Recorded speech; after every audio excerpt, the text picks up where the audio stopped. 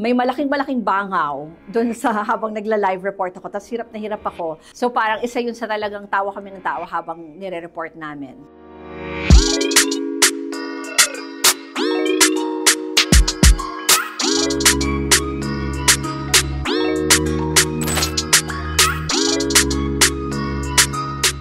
I think I've mentioned this as one of my most memorable also, yung nag-live ako ng nakatakas na elepante galing sa circus.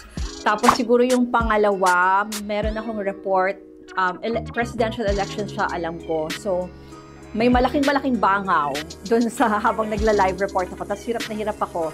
Tapos maya-maya nakita ko, lumipat siya doon sa reporter sa kabilang channel. So, parang pati sila. So, parang nag-iikot yung langaw. Siguro, funny moments na rin yung parang minsan, may mga bloopers ka on air dahil mali yung pronunciation mo, and then hindi mo na maiwasan na na magkamali.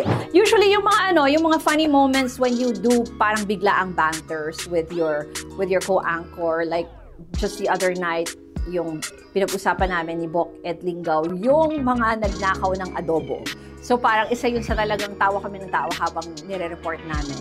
Siyempre minsan nakakatawa rin yung nagla-live report ka sa labas, halimbawa, tapos biglang sisiksik sa'yo yung mga tao na dumadaan lang, or usually yun kasi yung mga Pinoy mahilig na sa camera eh. So minsan mahirap magpigil ng tawa pag bigla ka na lang sisingitan sa live mo.